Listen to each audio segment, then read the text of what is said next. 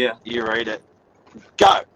The first-time buyer copped it harder than this first-time buyer. Is that true? Stay tuned. I'm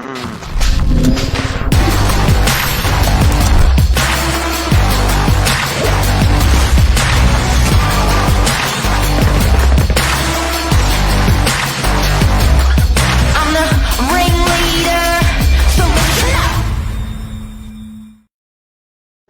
So mum and dad always talk about how hard it is for their child, whether it's Billy, whether it's Michael, whether it's Stephen, whoever that child is, and they always talk about how much harder it is these days. And we wanted to look at the information and give you the facts of, is it easier? By how much? Is it harder? By how much? And we've got a great story given to us by Macro Business that we've done today for you.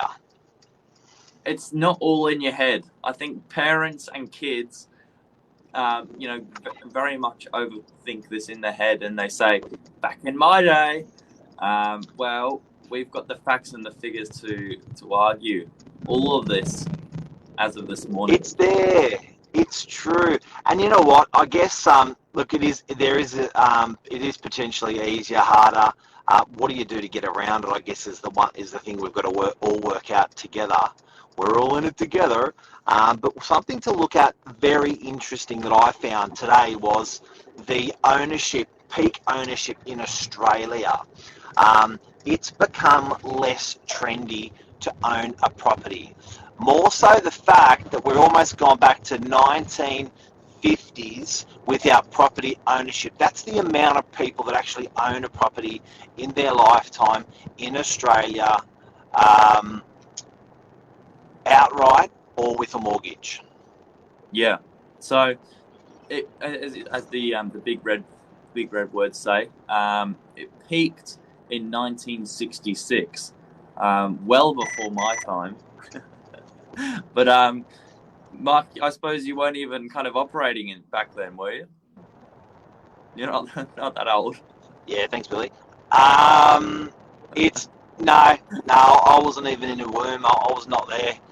But it's interesting. It became pretty goddamn trendy in 1968. In 1966. There it is. Yeah. It was pretty cool to own a property. And then it took a bit of a rapid, sharp downhill spike from there. So, like all markets, it's ups and downs, but it's always been, I think, the Australian dream to own a property, and particularly, we'll get there in a second, but to own your property outright, no mortgage, is like the all Australian dream. So, even that's becoming harder and harder. Absolutely. Now, next thing for us to study. Next graph. Home own outright. It is slowly gone down and down and down. So over the last almost 3 decades now, we're down 10%. And I think this is got to be related to prices as well. It's pretty big. And I think when you're talking 40% to 30%, that's a swing of almost 25% of people that were owning a property outright that swung. So, a quarter of the people that are having a mortgage are actually never going to pay it off, more than 20 years ago. So that has definitely changed. Yeah, what do you reckon that's, what could you bring that back to outside of prices? I think affordability. It seems like that's the way life is. That people are just happy to rent it than to own it. Even when you relate that back to a mortgage, they're happy to have that over their head forever. People are happy to have stuff over their head more than ever. So before you had to buy the car, before you had to buy the phone outright, before you had to own the property, it was the Australian dream. Whereas now it's, the photocopier, you had to own it. Whereas that whole leasehold or having that constant debt over your head sort of these days is a lot more normal, a lot more acceptable. More comfortable, maybe. I think it's people. People can service that. I like that. Yeah. I like that. But this is where it gets interesting. Age of Australian first home buyer nationally, and it does mention there. Please note the figure of 2022 is the year to date, so that they'll be in for an update soon. But this is interesting. So started around sort of 25, 24, and again slowly crept up. So I think it's now in its mid-30s. Is scary, really scary. Yeah, so, and I think you're a good example, Billy, and you should be pretty proud of buying a property so young and saving and working hard and getting in there. But you can see that you were really against the grain at buying something at 18, that typically 34 is the average age of the first home buyer getting into a property these days. I find that amazing. I find that just amazing.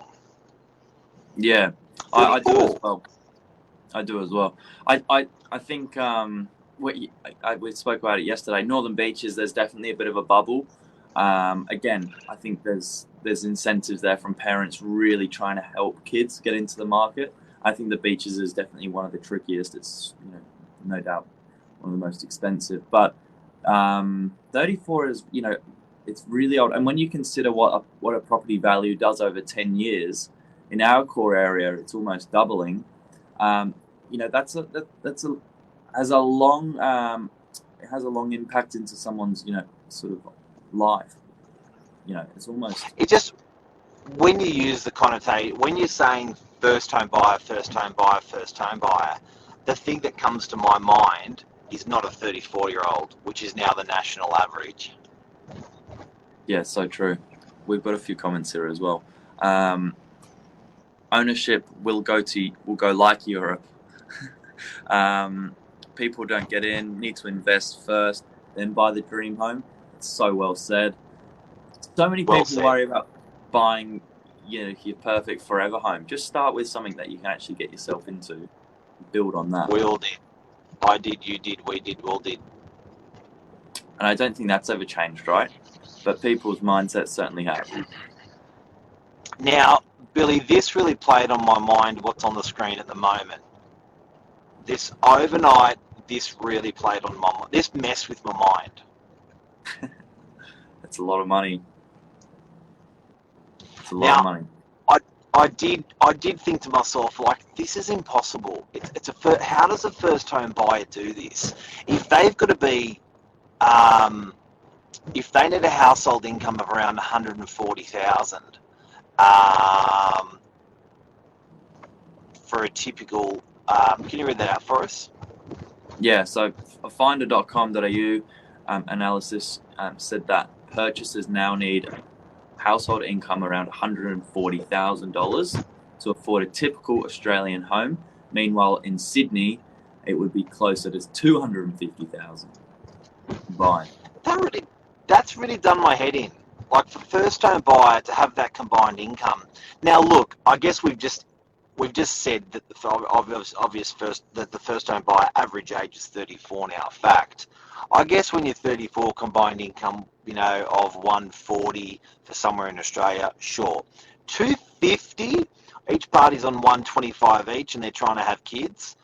So they're going down to one wage, and it's going to have to be closer to 250 if they're buying a property. That's bloody hard. But something I did think overnight is exactly what was just said from Luke about rent vesting. Just, you don't have to be in Hero and grab the median price. So this 250K is suggesting the median price in Australia, in Sydney, showing how hard it is. You don't have to do that. You can just get a little one better, rent it out, watch it grow from the age of 20 to 25. Then you can step into a two-bedder, watch it grow, and you can step into your house. So you can actually step into this rather than going the whole hog and going and buying the median price. Well, it's almost the wrong way to do it. Keep on waiting, because you can never save as quick as these capital growth are climbing in these major cities. And going back to the difference of buying 10 years earlier, if you have the option, it can be the difference of potentially doubling your money and building the equity into it. So it's massive when you think about the long-term effect of it. The government incentives have fractured the market. High highs and low lows. Yep. Interesting. I certainly think those. This is something that I know we do love overseas migration, but this is not helping. Right? If you look at 1900s, the migration we've had into this beautiful country, we are at an historic high period of migration coming into the country. That is going to make it harder for people to rent. That is going to make it harder for people to buy. Make no mistakes, these migrants working hard, buying property, saving hard. It's competition for our first home buyers. I don't mind it, but it's there. Don't think that it's not. Yeah, and I think that graph there really shows we're getting back to kind of pre-pandemic levels now. If not more. But look, it is there, but it's certainly not going to stop. Population growth 500,000 2022, probably more this year. That's a monster. But now, last thing, and I'm going to ask for Luke to help me on this one, or you to help me on this one. I couldn't understand this.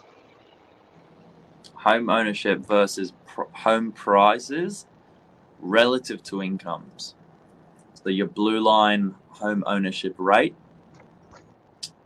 your red line ratio of average home prices, average annual wages, and then your green is ratio of home prices to median household disposable incomes. Yeah, it's pretty complicated. It's a bit complicated, but look, a couple of things that I took from it. The annual wages, you can see people are often saying, the average wages, how they're performing over the years since 1950. Like, that's the last 70 years, even 100 years, 110 years. The home ownership rate, there's definitely stress on that when you compare it to a wage. But that's our show. Luke reckons the bank of mum and dad and inheritance. Yeah. Well, look, I guess that's the perfect index against migration. So you got new money coming in, old money going out. Who's going to win? I can't help to think the new money coming in, that overseas migration, is always going to be. They're two different animals. One's living off itself, and another one's creating wealth. So I think the one living off itself is always going to do a little bit better. Yeah, interesting. Will there be a thing of first home buyer in 20 years' time? Yeah. What's going to swing this, I just don't know. But we wanted today's show just to show people that it's not going on in your mind. It is a real thing. When you look at the facts, the fact is it is harder for a first home buyer. The bank of mum and dad has always stepped in and helped a majority of people, but I think has to step in even more now to help their family. And I think the most key thing I got out of today was reflecting what I did and what you've done, and that's just not worrying about that median property or that perfect home, to get into, but just getting in there and just renting it, just running it as an investment first. You can do that as a first home buyer. You do have to live in it for a short period, very short period, but as a first home buyer, you can take all the incentives. You can rent the property out for the majority of its life, but the beginning of its life, that first 2 months, part of that you have to have to live in it. So it's a good hack. It's spot on. The incentives have never been better. The reason to get in has never been better, and I can certainly promise you don't need 250,000 to buy a property in Sydney. As an income. No way. I reckon half Absolutely. and half it again. You don't need that much. Absolutely. That's a show. It's good news. There's a couple of hacks around what we've got to do. It's real. Show it to mum and dad if you need some help. It's a good story to go, you had it easier than me. You should help me. I can imagine those conversations, but it's a show. Yeah, that's it. We've just given you the grass to strong arm yourself into a great mortgage-free loan from mum and dad. Have a good day, guys. Have a great day. Thanks, Billy Bob. Everyone have a great day. See you. Bye-bye.